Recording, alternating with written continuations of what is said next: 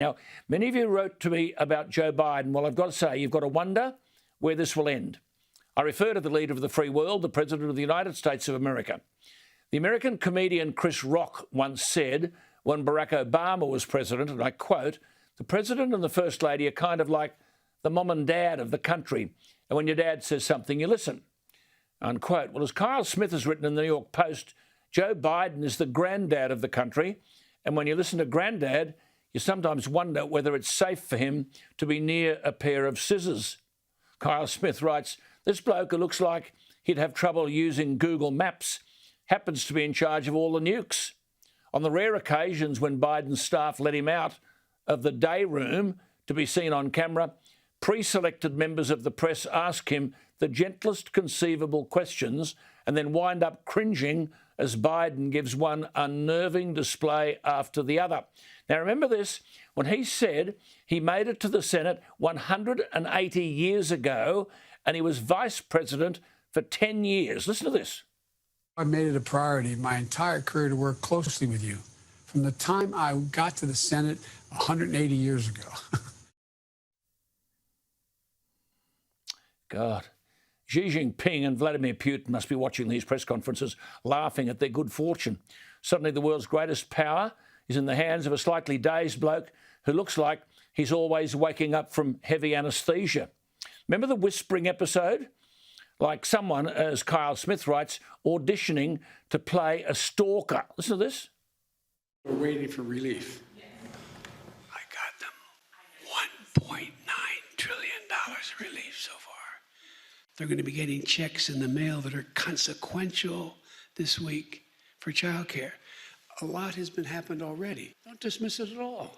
Just remind them, I wrote the bill on the environment. Why would I not be for it? The disturbing thing here is the free world depends on the United States as the unfree world gains momentum. And the free world is run by a bloke who most probably couldn't find his way home after dark.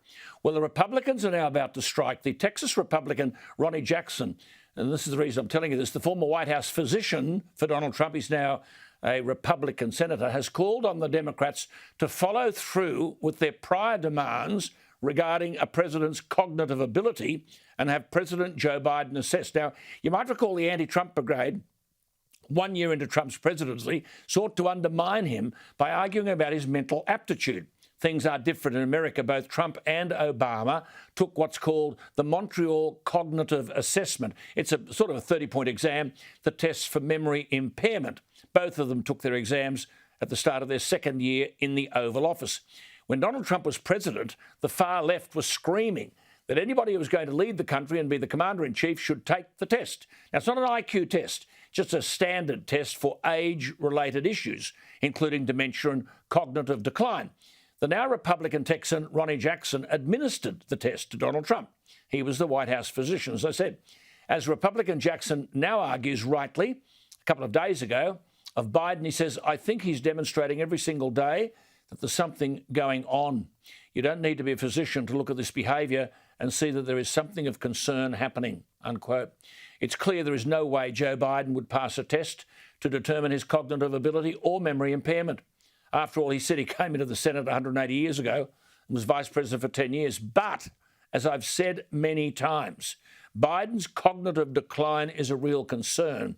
The greater concern is he would be replaced by the ideologically dangerous Kamala Harris.